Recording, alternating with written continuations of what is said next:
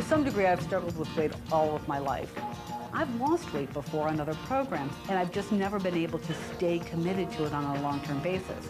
I do suffer from fasting-impaired glycemia, which just now is starting to be recognized as a precondition to adult diabetes. So the liposuction, can actually help with that. I'm thoroughly convinced that this is going to be a phenomenal success. To some degree, I've struggled with weight all of my life. I was very, very thin growing up. Actually, my parents separated when I was in the 4th grade. Ever since then, I've kind of juggled up and down. When I got married, I weighed about 145 pounds. The day that I delivered Elise, I weighed 246 pounds. Okay, so we're talking, considerable difference here. I weighed exactly the same thing as I weighed when I delivered Elise. Both of us have put on weight since we've been married. I mean, that's kind of the norm of the American lifestyle. Of course, I would like to look like I looked, 15 years ago. I mean, it's just human nature. People want to be younger. People want to have their hair on their head still, as they get older. People want to be slim and trim. Sometimes I wonder if people would be more receptive if I looked different. When I was thin, I think people were just nicer. And I think people were more inclined to hold doors open for me. That doesn't happen as much as it used to. I believe that Alicia's been affected by her weight gain. It's depressing when you look in the mirror and see, those extra pounds that you've worked so hard to try to get rid of and they don't go. I do suffer from fasting-impaired glycemia, which is just now starting to be recognized as a precondition to adult diabetes. Adult diabetes does run in my family. My coworker had been a patient actually in a preliminary study looking to measure the effects of insulin regulation from large volume liposuction. And I started doing some research looking at the study to try and determine if large volume liposuction can prevent the onset of adult diabetes. We're actually going to do like a road show to all of our press contacts, all of our media contacts. And one of the things that I learned when I started researching liposuction is it actually removes the disproportionate number of fat cells in what appears to be insulin risk or diabetes risk. And so started looking at, all of the health ramifications of, my weight, and really decided that large volume liposuction was a good move for me. Dr. Gysi's doing a study through the National Institutes of Health, and the purpose of it is to determine the potential beneficial impact of large volume liposuction on insulin resistance. Because I live in Washington, D.C., and the surgery is being done in New York, we will stay in New York Wednesday night, my husband and I, and then see Dr. Gysi Thursday morning. I haven't packed yet. Have you? I've got all my clothes ironed and stacked in the corner. Are you kidding me? Nope. My mother-in-law, Jeannie's going to take care of Elise and Jonathan while we go up to New York. I have explained to them what's happening. The medical and cementing the life change are clearly the reasons why I am doing this. But I also don't want to be misleading and say that I'm not excited about the cosmetic aspects of this.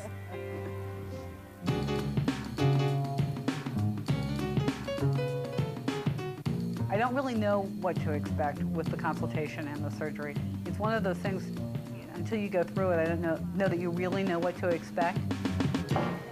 Alecia? Yes. Mr. Rose? Come on back. Good, how are you? Once you're overweight, you have an increased relative risk for all acute and chronic medical problems. And that will include going on to have diabetes, high blood pressure, strokes, heart attacks.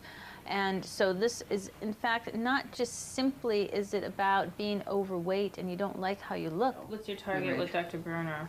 I've been using 145. Really? But I know that's at the bottom of the weight range for my height, though. Okay. But I think 150, 155 is more realistic. I mean, I kind of like to pick something that's realistic that gets you within normal. Okay, I think that's a really healthy goal. We're talking about, right now, about 45 pounds. People who haven't seen it, that doesn't... She is someone who's wanted to lose weight, and she hasn't really been able to achieve that goal despite a lot of efforts on her own. And I think that she's doing a good job at it right now, and that she's working with Dr. Bruner and this integrated program that she has going on.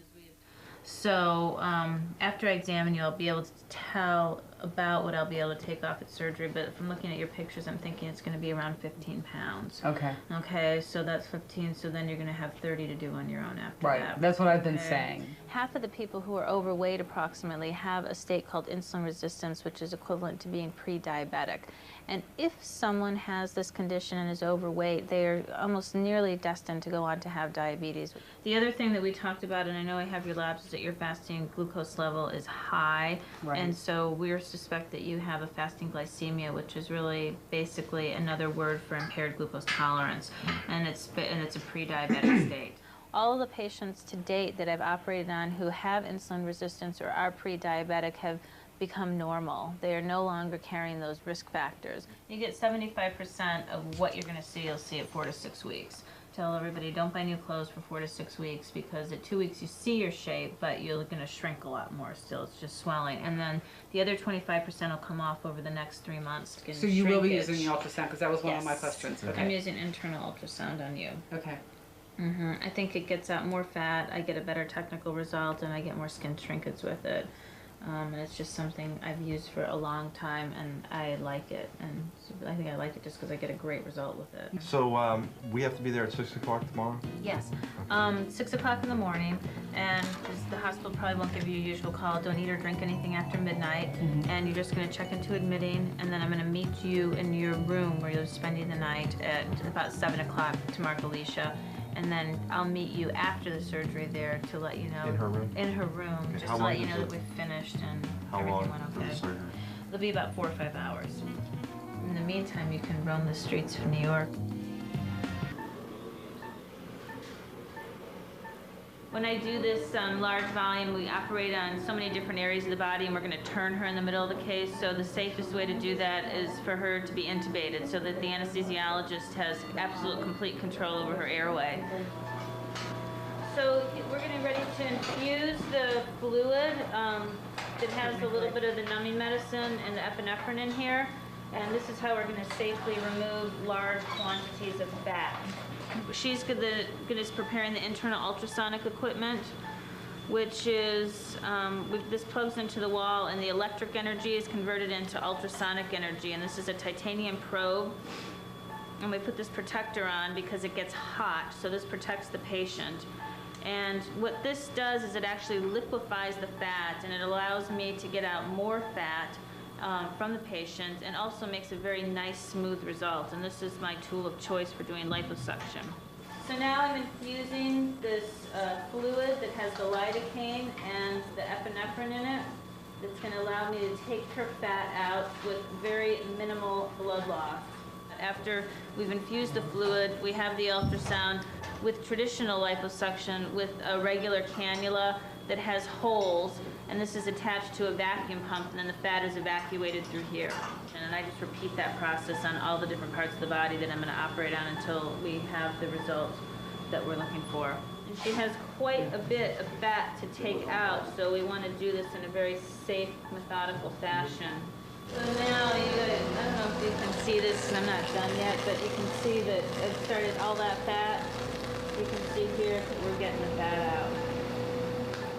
So on her, I anticipate a 12 to 15 pound fat removal, and she'll go down at least 2 clothing sizes within 4 to 6 weeks after the operation.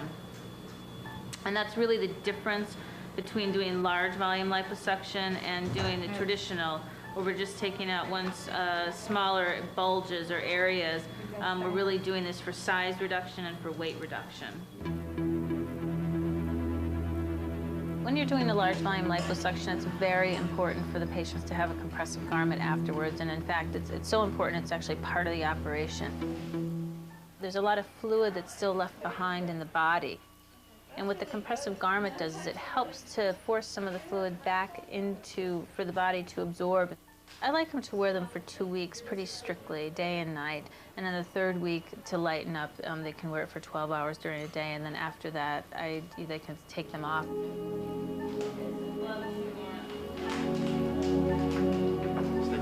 Climbing the walls, we're all finished. She did great. Good. She's going to be very, very, very happy. Hey, babe. feeling any better? Called mom and dad. The kids want to know if they can talk to you later on tonight when you get up to the rooms.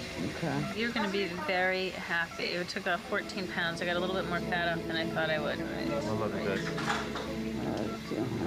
Okay. You take a rest. Thanks a lot again. Toughest part of the recovery, honestly, I'd have to just say I've always had a problem with general anesthesia with being really nauseous afterwards. I thought that it was going to be really, really painful, and it wasn't. I mean, it wasn't acute pain like, oh my goodness, I'm going to die. I just felt like I'd been hit by a truck. You know, it's really, really sore, moving very, very slowly, just very achy, severe, severe ache. 181. Fabulous. That's 4 pounds. That's 4 pounds from last visit. And what is that, 14 pounds since the surgery, 14 pounds since surgery. 14 and a half, actually. That's actually what she took out. What she took out. Liposuction of this variety is not for every patient. The patient needs to be evaluated completely by their bariatric physician. We have to look at other risk factors that the patient might have. And the patient from the outset has to be committed to a physical activity program and an eating program. Before the surgery, I felt like I was out of touch with what I really looked like. And then I just, all of a sudden, within 2 weeks, I dropped from a 16 to a 14. And you know, I could get into a whole bunch of different clothes that I'd never been able to fit into before. And it was like this big mental boost. Alicia's results really exceed my expectations. I was amazed at, within several weeks, the marked and noticeable difference in her body shape that she had. Seeing that the body is really changing and that she's getting the shape that she really had wanted has been so encouraging for her. Ready? As long as Alecia remains committed to consistency within her food plan and within her physical activity level, she's going to continue to lose weight to get down to her goal weight, which we've set at 165, which will put her body mass index at 25. And she will be able to maintain that because she will maintain all the behaviors that got her there. She looks fantastic. She really does.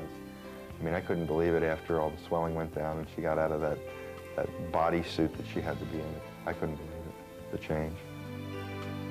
I see my wife happy, getting results at what she's doing right now with her diet and her exercise.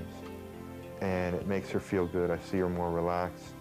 I see her more confident. I see her more happy when she gets dressed. Honey, I like it. At first, I didn't think it was worth it at all because of the pain that she was in. I like it a lot. And she would say, just wait, just wait. I talked before the surgery about how sad it was, but true, that the world's nicer to thinner people. One day, right after my surgery, when I went back to work, was juggling a box in my hands as I was getting out my keys, and a gentleman that I don't know went out of his way to walk over to me and say, here, can I hold that for you? I couldn't help but think that it wouldn't happen before I had my surgery. The good thing about that was that it remotivated me to, like, you're not there yet. You still have 30 pounds to lose. So I'm focused on doing that now. And to be honest with you, exercise is still a struggle for me. I've done it consistently for months at a time, but never, obviously, for the rest of my life. And, today is the rest of my life. It turned out exactly like I expected it to. I absolutely think I made the right decision. I mean, I knew going into this, I just knew. I had a knowing that going into this, that this was the absolute right thing for me to do. And I still feel very much that way. When I got married, I weighed about 145 pounds. The day that I delivered Elise, I weighed 246 pounds. Okay, so we're talking, considerable difference here. I weighed exactly the same thing as I weighed when I delivered Elise. To some degree, I've struggled with weight all of my life. I've lost weight before on other programs, and I've just never been able to stay committed to it on a long-term basis. I do suffer from fasting-impaired glycemia, which just now is starting to be recognized as a precondition to adult diabetes. So the liposuction, can actually help with that. Sometimes I wonder if people would be more receptive if I looked different. When I was thin, I think people were just nicer. And I think people were more inclined to hold doors open for me. That doesn't happen as much as it used to. I believe that Alicia's been affected by her weight gain. It's depressing when you look at... Both of us have put on weight since we've been married. I mean, that's kind of the norm of the American lifestyle. Of course, I would like to look like I looked, 15 years ago. I mean, it's just human nature. People want to be younger. People want to have their hair on their head still, as they get older. People want to be slim and trim. I'm thoroughly convinced that this is going to be a phenomenal success. To some degree, I've struggled with weight all of my life. I was very, very thin growing up. Actually, my parents separated when I was in the 4th grade. Ever since then, I've kind of juggled up and down.